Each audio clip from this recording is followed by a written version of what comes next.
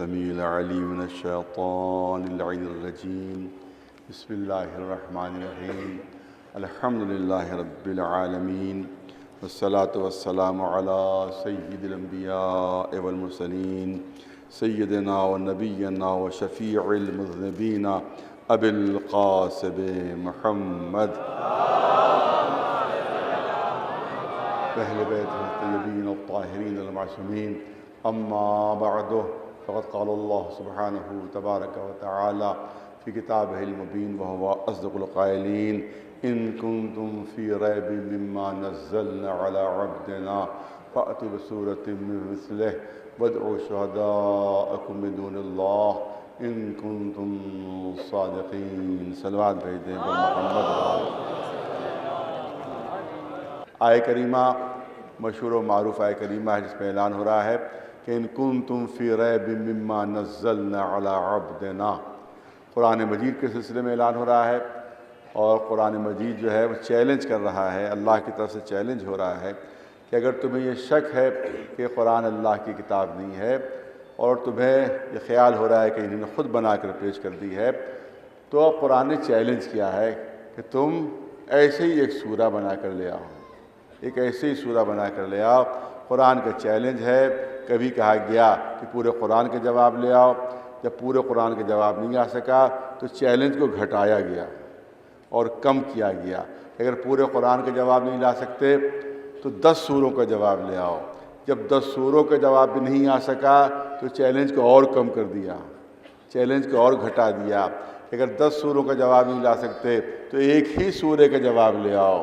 اور جب ایک سورے کا جواب بھی نہیں آ سکا تو چیلنج کو اور گھٹایا گیا اور کم کر دیا گیا کہ اگر تم پورے سورے کے جواب نہیں لا سکتے فَلْيَأْتُوا بِحَدِيثٍ مِّثْلِهِ، قرآن کی ایک آیت ہی کا جواب لے آؤ. اور جب ایک آیت کا بھی جواب نہیں آ سکا تب قرآن نے اعلان کیا کہ اگر جن و انس مل جائیں اور قیامت تک کوشش کرتے رہیں تو قرآن کی ایک آیت کا بھی جواب نہیں ہو سکتا. صلوات بھیج دیں بر محمد و آل محمد. اور یہ قرآن کا چیلنج آج بھی ہے. اسی لیے میں نے کسی مجلس میں عرض کیا تھا، یہاں تفصیل کا موقع نہیں، صرف انشاءاللہ 15-20 منٹ میں انشاءاللہ اپنی بات کو مکمل کر دوں گا، کیونکہ چیلنج آج بھی ہے. یہ چیلنج آج بھی ہے. آج بھی قرآن کی ایک آیت کا اگر جواب آ جائے تو اسلام ختم ہو جائے گا. دیکھیے کتنی بڑی بات ہے، کتنی بڑی بات ہے.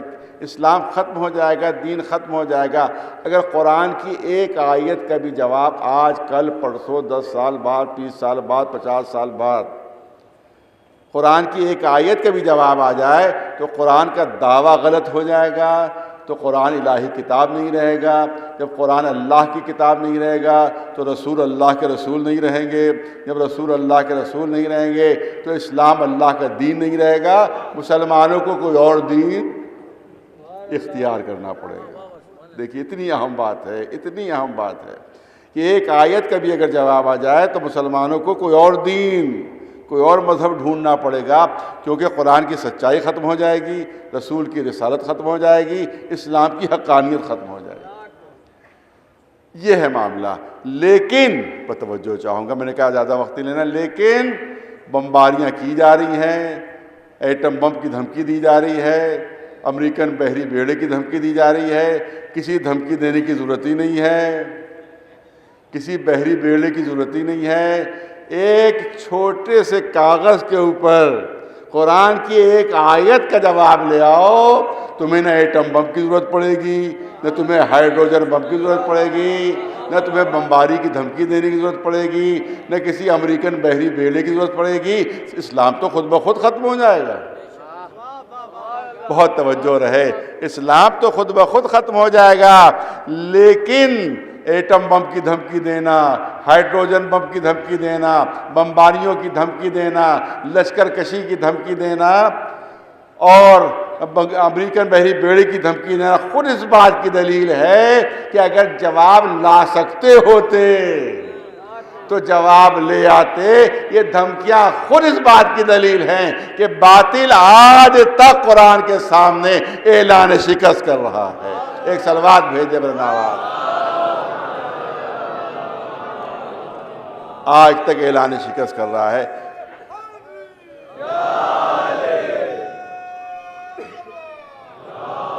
ظاہر ہے کہ یہ تو پورے اشرے کا موضوع ہے.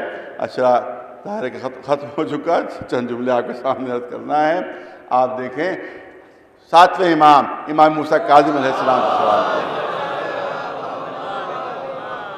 سوال کیا گیا کہ فرزند رسول یہ بتائیے کہ انبیاء کو معجزے دینے کی مصلحت کیا ہوتی ہے, اس کا فلسفہ کیا ہے, اس کے پیچھے منطق کیا ہے.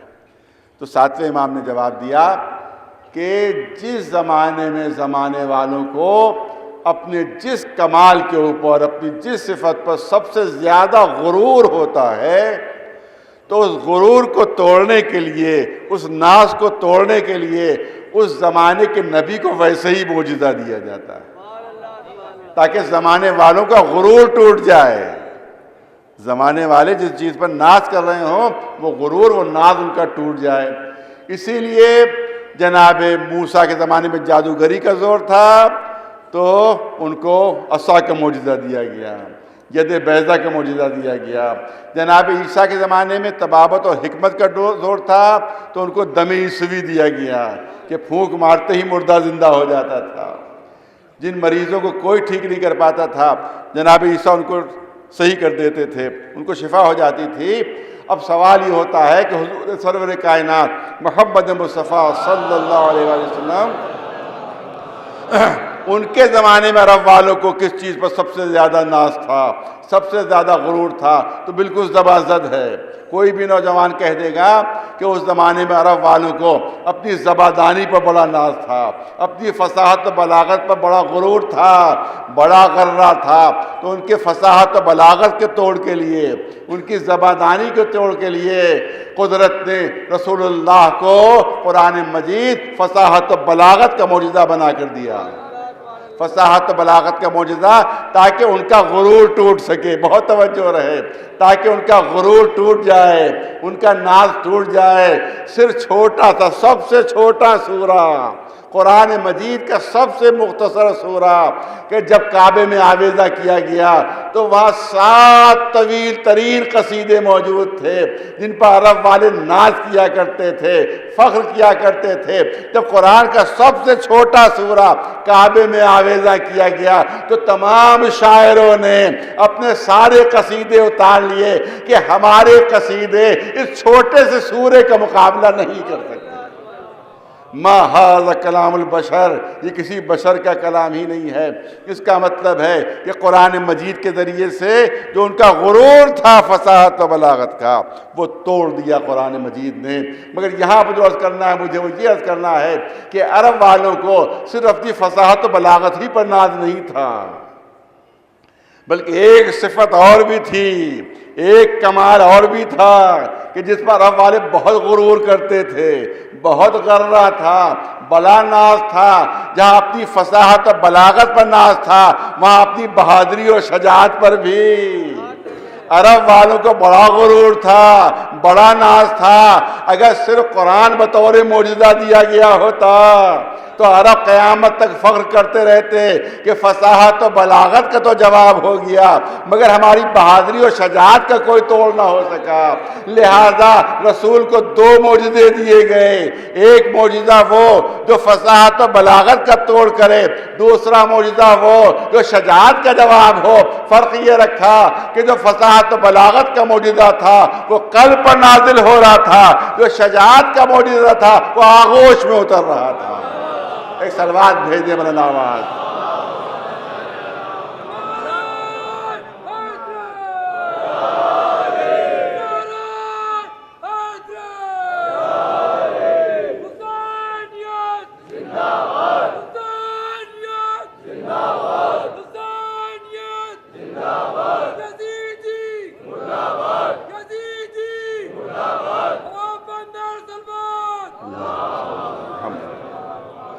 علی شجاعت کا معجزہ ہیں, علی بہادری کا معجزہ ہیں.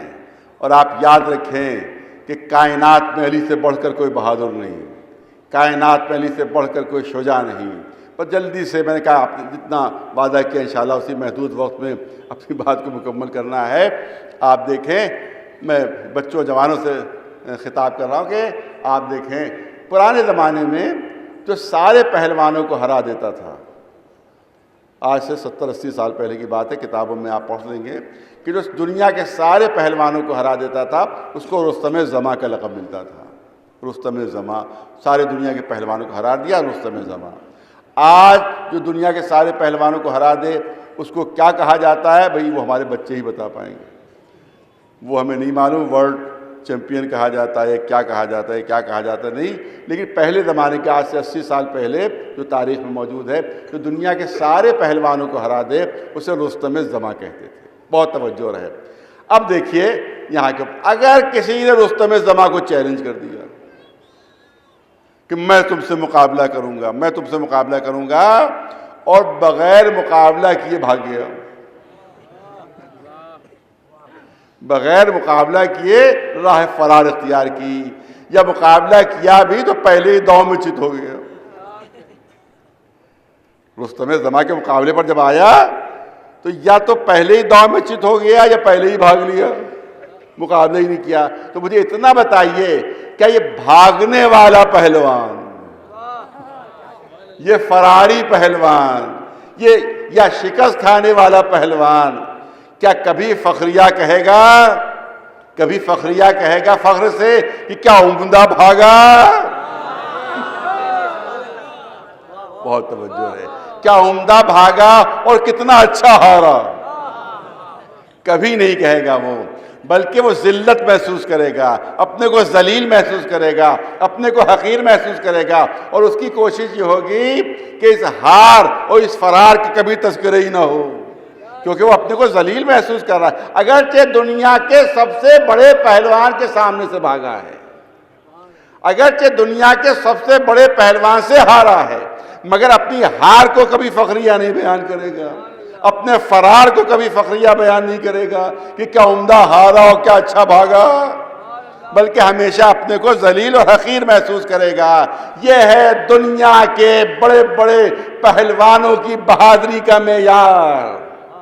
ارے توجہ رہے، دنیا کے سب سے بڑے پہلوان کے سامنے سے اگر کوئی بھاگ جائے تو ذلیل محسوس کرے گا، اگر ہار جائے تو ذلیل محسوس کرے گا، لیکن یہ ہے علی کی بہادری کا معیار، یہ ہے علی کی شجاعت کا معیار کہ اگر علی کے سامنے سے کوئی بھاگ جاتا تھا، اگر علی کے سامنے سے کوئی فرار اختیار کرتا تھا، اور اگر اسے کوئی تانا دیتا تھا، ارے تم علی کے سامنے سے بھاگ آئے، علی کے سامنے سے بھاگ آئے، تو وہ کہتا تھا مجھے تانا نہ دو، مجھے مبارکباد دو، مجھے مبارکباد دو کہ میں علی کے سامنے سے جان بچا کر آ گیا۔ معیار بہادری یہ تھا کہ سامنے سے بھاگ جانا لوگوں کے لیے سبب ذلت نہیں بلکہ سبب فخر تھا۔ ایک صلوات بھیجے بلند آواز۔ بس میں نے کہا وقت کے اندر بات کو مکمل کرنا ہے۔ دو علماء ہیں، ان کے دو قول پیش کر کے بات کو ختم۔ ایک ہے علامہ شیخ مفید علیہ الرحمہ جو ہمارے فرقے کے بہت بڑے عالم ہیں، دوسرے ہیں معتزلہ فرقے کے جو اہل سنت کا فرقہ رہا ہے، معتزلہ فرقہ، اشاعرہ اور معتزلہ یہ دونوں فرقے اہل سنت کے فرقے رہے۔ ان کے بہت بڑے عالم ابی الحدید معتزلی کہ جنہوں نے نہج البلاغہ کی شرح لکھی ہے، اور اہل سنت نے جتنی اچھی شرح لکھ دی آج تک کوئی شیعہ نہیں لکھ سکا۔ ابی الحدید معتزلی، معتزلہ فرقہ جو اہل سنت میں شامل تھا، انہی نے شرح لکھی، تو ان کے دو قول پیش کر دوں گا بس، اور مختصر وقت میں پیش کروں گا۔ شیخ مفید، علامہ شیخ مفید علیہ الرحمہ تحریر فرماتے ہیں کہ کیا کہنا علی کی بہادری کا، کیا کہنا علی کی شجاعت کا، کیا کہنا علی کی بہادری کا۔ کوئی بھی پہلوان جب میدان جنگ میں جاتا ہے تو اس نے 100 وار کیے، بہت توجہ رہے، بہت توجہ، اس نے 100 وار کیے، 80 مر گئے، 20 تھے ایسے کہ جو زخمی ہو کر بچ گئے۔ اس نے 100 وار کیے، 90 مر گئے، 10 ایسے ملے جو زخمی ہو کر بچ گئے۔ 100 وار کیے، 99 مر گئے، کوئی نہ کوئی اس کے ہاتھ کا زخمی مل جائے۔ آپ دیکھیں خبریں جنگوں کی آتی ہیں تو کیا ہوتا ہے کہ 50 مرے 200 زخمی، تو ہمیشہ مرنے والوں کی تعداد کم ہوتی ہے، زخمیوں کی تعداد ہمیشہ زیادہ ہوتی ہے۔ ہر خبر میں آج بھی جو خبر چل رہی ہے اس میں بھی مرنے والوں کی تعداد کم ہے، زخمیوں کی تعداد زیادہ ہے۔ تو میدان جنگ میں جب بھی کوئی جاتا ہے تو کچھ لوگ مرتے ہیں، کچھ زخمی ہوتے ہیں۔ یہ شیخ مفید لکھ رہے ہیں، کچھ زخمی ہوتے ہیں، کچھ مرتے ہیں۔ وہ تلوار کا وار کرتا ہے، 80 مر گئے، 20 بچ گئے، زخمی ہوئے اس کے ہاتھ سے مگر بچ گئے۔ 90 مر گئے، 10 بچ گئے، 99 مر گئے، کوئی نہ کوئی ایک ضرور ملے گا جو اس کے ہاتھ سے زخمی ہو کر بچ جائے گا۔ مگر کہتے کیا کہنا علی کے وار کا، کیا کہنا علی کے وار کا، کہ کبھی ایسا ہوا ہی نہیں کہ علی نے وار کر دیا ہو اور کوئی زخمی ہو کر بچ گیا، کہ بعد میں مرہم پٹی ہوئی اور ٹھیک ہو گئے۔ نہیں، ادھر وار ہوا ادھر 2 ٹکڑے، ادھر وار ہوا ادھر 2 ٹکڑے، بس شرط تھی کہ وار ہو جائے۔ اب سمجھنا آپ کا کام ہے، میں تشریح نہیں کروں گا، سمجھنا آپ کا کام ہے۔ ارے شرط یہ تھی کہ تلوار چل جائے، شرط یہ تھی کہ وار ہو جائے، اور اگر کسی نے کوئی ایسا طریقہ ایجاد کر لیا کہ علی نے منہ پھیر لیا، ایک سلوات بھیج دے بلند آواز پر محمد۔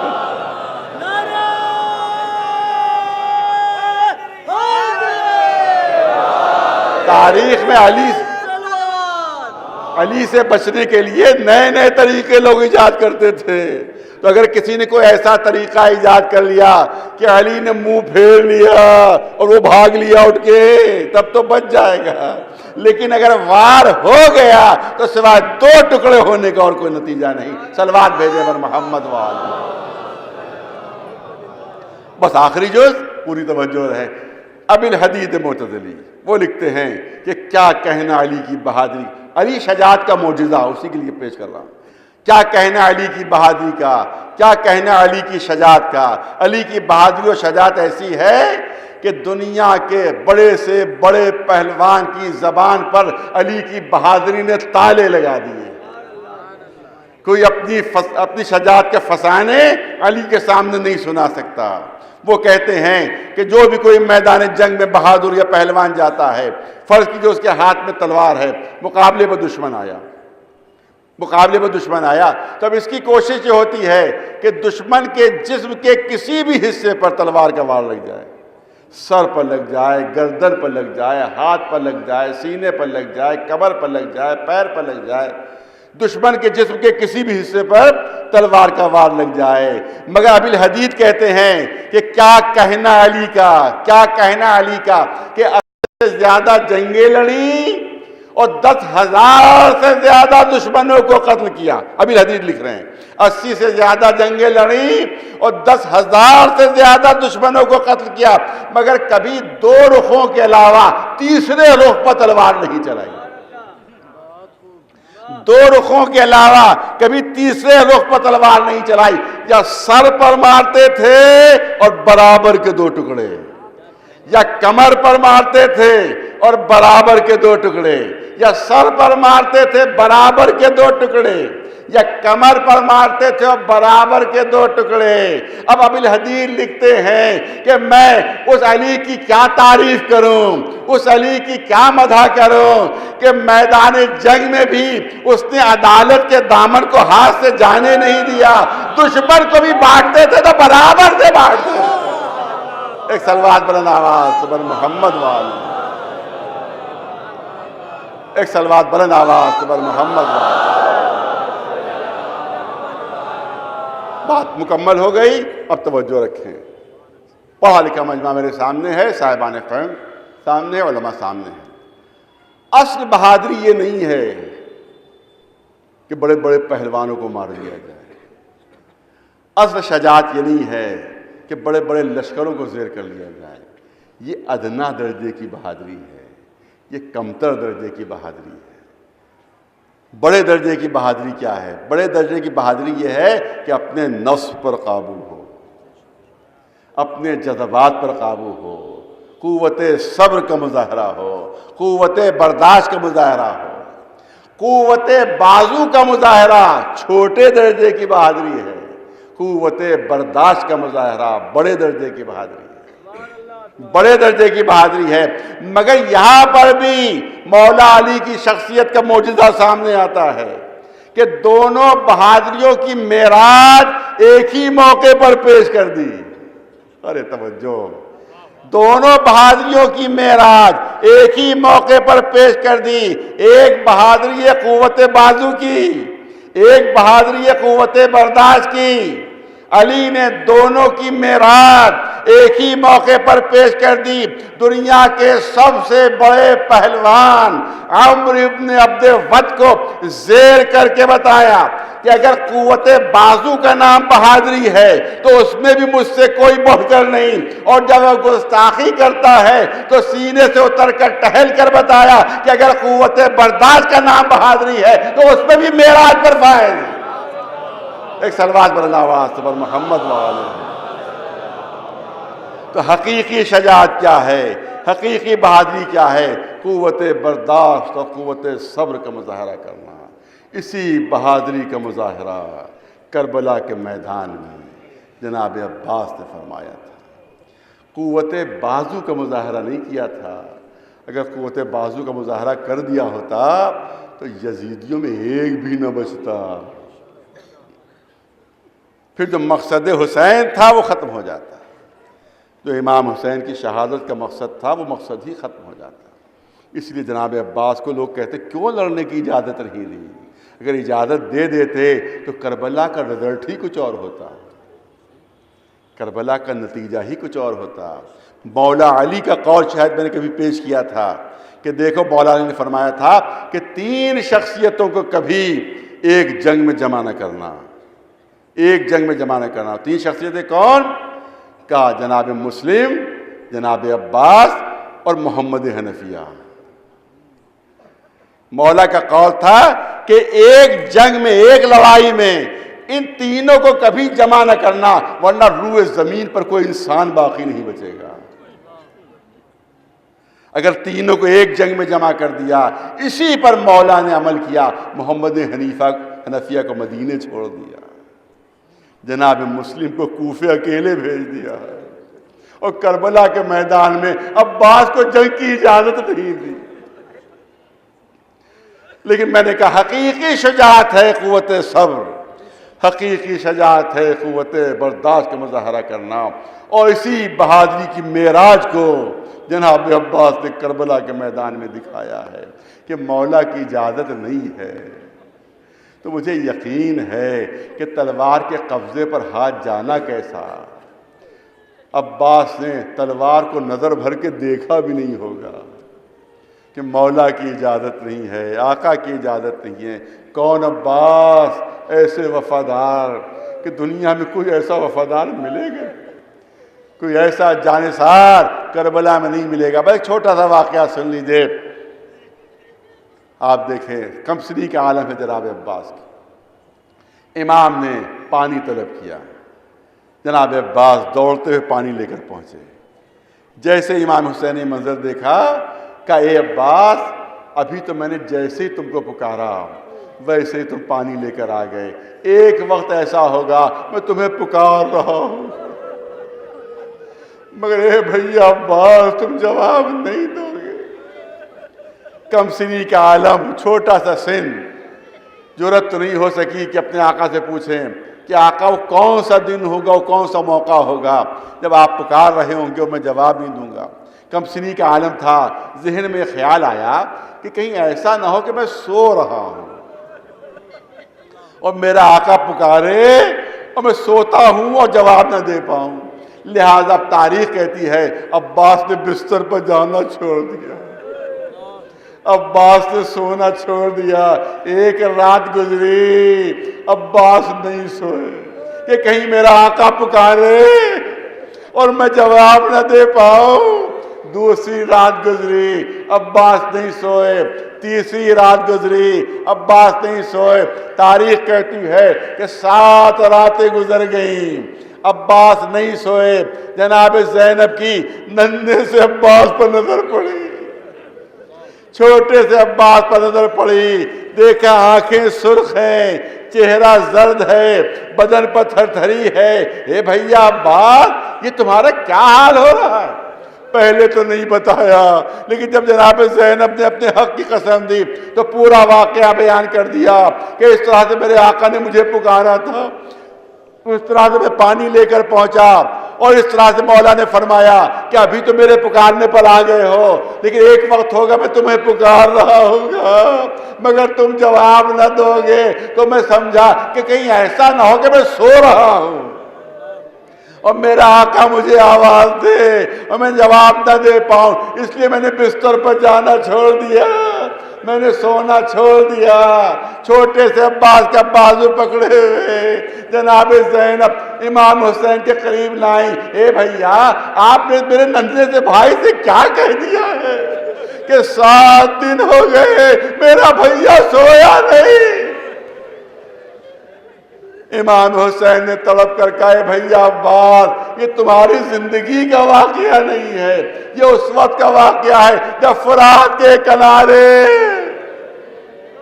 تم بازو کٹائے سو رہے ہوگے، میں پکار رہا ہوں گا میرا عباس کہاں ہے، میرا علمدار کہاں ہے؟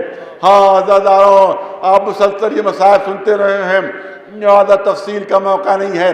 جنگ کی اجازت نہیں ملی، ہاں پانی لانے کی اجازت مل گئی، اے عباس پیاسے بچوں کے لیے پانی لے کر آ جاؤ۔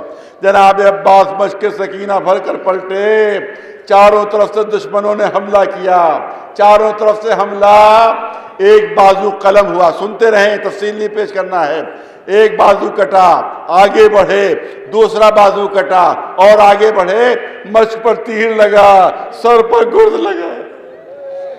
پوری توجہ رہے جو کرنا چاہتا ہوں، دریا کی طرف سے چل رہے ہیں جناب عباس، پہلے ایک ہاتھ کٹتا ہے، پھر دوسرا ہاتھ کٹتا ہے، پھر آگے بڑھتے ہیں، مشق پر تیر لگتا ہے، سر پر گرز لگتا ہے۔ اس طرح سے عباس دریا سے چلے تھے، ادھر سے امام حسین چلے، خیموں کی طرف سے چلے، تو ہونا کیا چاہیے تھا کہ پہلے جناب عباس کا لاشا ملتا، پہلے جناب عباس کا لاشا ملتا، پھر ایک ہاتھ ملتا، پھر دوسرا ہاتھ ملتا، لیکن آپ پڑھتے رہتے ہیں، سنتے رہتے ہیں کہ جب امام حسین خیموں سے چلے ہیں، خیمے کی طرف سے چلے ہیں، تو ذوالجناح پر سوار ہو کر جلد سے جلد عباس تک پہنچو، جلد سے جلد عباس تک پہنچو۔ یہ کہا ذوالجناح رک گیا، آگے نہیں بڑھا، اے میرے فرد وفادار، ارے مجھے میرے بھائی تک لے چل۔ ذوالجناح نے اشارہ کیا، اب جو نیچے دیکھا عباس کا کٹا ہوا ہاتھ، حسین اترے، سینے سے ہاتھ کو لگایا، دوسرے اور تھوڑی دور آگے بڑھے، پھر دوسرا ہاتھ ملا، پھر آگے بڑھے، پھر جناب عباس کی لاش ملی، جبکہ الٹا ہونا چاہیے تھا، برعکس ہونا چاہیے تھا۔ اسی لیے جعفر طستری نے لکھا ہے کہ یہ روایت میری سمجھ میں نہیں آ رہی ہے، کیونکہ عباس کے ہاتھ پہلے کٹے تھے، سر پر گرز بعد میں لگا تھا، تو حسین کو پہلے عباس ملنا چاہیے تھے جب خیمے کی طرف سے آئے ہیں، لیکن پہلے کٹے ہوئے ہاتھ ملے، پھر عباس کی لاش ملی۔ میں جعفر طستری سے کہتا ہوں، تم نے جغرافیہ کے تقاضوں کو دیکھ لیا، لیکن عباس کی وفا کے تقاضوں کو نہیں دیکھا۔ ارے جیسے ہی مشق پر تیر لگا، عباس نے اپنے گھوڑے کا رخ پھر دریا کی طرف موڑ دیا تھا۔ ارے میں کس منہ سے سکینہ کے سامنے جاؤں گا جب مشق پر پانی بہ چکا ہے، مشق پر تیر لگ چکا ہے۔ ہاں عزیزانو، بس آخری جملے عرض کرنا چاہتا ہوں، ارے جناب عباس کے پکارنے کے کچھ اتنے عادی ہو گئے تھے اہل حرم کہ عباس دنیا سے رخصت ہو چکے تھے، مگر جب بیویوں کے سروں سے چادریں چھنی تو سب نے عباس کو پکارا، اے عباس مدد کے لیے آ جاؤ۔ ارے جب سکینہ کے کانوں سے گوشوارے چھنے تو فوراً آواز دی، اے چچا عباس مدد کے لیے آئیے، اے چچا عباس مدد کے لیے آئیے۔ اور جب شبر دربار یزید میں پہنچا تو یزید نے پوچھا کہ تو جس وقت حسین کو قتل کر رہا تھا تو حسین کہہ کیا رہے تھے؟ یقیناً مجھے بد دعا دے رہے ہوں گے، یقیناً مجھے بد دعا دے رہے ہوں گے، یہ بتا کہ حسین کے آخری جملے کیا تھے؟ ارے شبر کہتا ہے کہ جب خنجر چل رہا تھا تو حسین کے ہونٹ ہل رہے تھے، حسین کچھ کہہ رہے تھے، میں سمجھا یہ میرے لیے بد دعا ہے یا یزید کے لیے بد دعا ہے، مگر آواز اتنی ہلکی تھی کہ کانوں تک پہنچ نہیں رہی تھی، کیونکہ حسین بے انتہا زخمی ہو چکے تھے۔ کہتا جب میں نے کانوں کو جھکایا تو مجھے یہ آواز سنائی دی، اے میرے بھیا عباس، اے میرے بھیا عباس، اے میرے مددگار بھائی تم کہاں ہو؟ دیکھو تمہارے بھائی کی گردن کے اوپر چھری چل رہی ہے۔ تو اس وقت بھی امام حسین نے جناب عباس کو آواز دی، اور صرف یہی نہیں بلکہ مدینے میں بھی ایک بچی ہے جو عباس کو پکار رہی ہے، اے چچا لینے کا وعدہ کر کے گئے تھے کہ لینے آؤں گا، میں کب سے آپ کا انتظار کر رہی ہے۔ کون؟ فاطمہ صغریٰ۔ فاطمہ صغریٰ، بس آخری جملے ہیں، فاطمہ صغریٰ انتظار کر رہی ہے کہ چچا نے کہا تھا کہ لینے آؤں گا، چچا نے کہا تھا لینے آؤں گا۔ خط لکھا، آقا بابا ارے جلدی سے میرے چچا عباس کو بھیج دیجئے۔ یہ کس وقت خط پہنچا؟ جب حسین علی اصغر کو دفن کر کے قبر علی اصغر پر آنسو بہا رہے ہیں، کسی نے سلام کیا حسین کو، حسین نے سر اٹھا کر کہا، ارے کون ہے جو مجھے سلام کے قابل سمجھ رہا ہے؟ ارے یہاں تو کوئی مجھے سلام کے قابل نہیں سمجھتا۔ کہا میں صغریٰ کا قاصد ہوں، میں صغریٰ کا خط لے کر آیا ہوں۔ اب جو خط کھولا لکھا تھا، بابا بہت دنوں سے اصغر کو نہیں دیکھا ہے، اب میرا بھائی تو گھٹنیوں چلنے لگے گا، اب تو میرا بھائی گھٹنیوں چلنے لگا ہوگا، اور اے بابا جلدی سے میرے چچا عباس کو بھیج دیجئے۔ قاصد خیموں کی طرف بڑھا، کہا کہاں جا رہے ہو؟ اے قاصد کہاں جا رہے ہو؟ کہا مجھ سے کہا تھا کہ میں تو نہیں پہنچ پا رہی ہوں، لیکن تم جانا اور علی اصغر کو باہر بلوا لینا، اور میری طرف سے علی اصغر کا بوسہ لے لینا۔ میں چاہتا ہوں خیمے کے قریب جاؤ، علی اصغر کی پیشانی کا بوسہ۔ حسین نے طلب کر کہا، ارے علی اصغر کی لاش ابھی میں نے دفن کی ہے۔ قاصد کا ہاتھ پکڑا، لے چلے فرات کے کنارے، آواز دی، اے میرے شیر عباس، اے میرے بھائی عباس، ارے صغریٰ کا خط آیا ہے، تمہیں بلایا ہے، میرے بھیا بتاؤ کہ صغریٰ کو جواب میں کیا لکھوں؟ اے میرے عباس مجھے بتاؤ کہ صغریٰ کو جواب میں